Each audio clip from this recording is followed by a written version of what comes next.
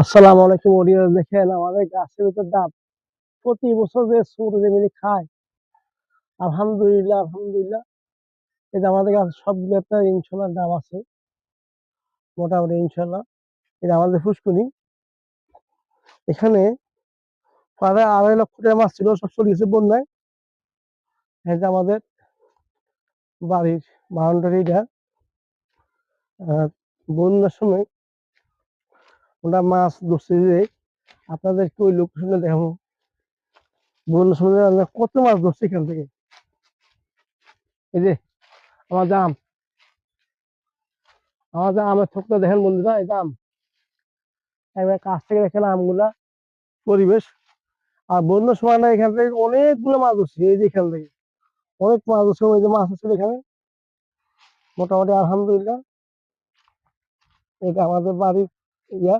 এই যে, সবাই দেখেন।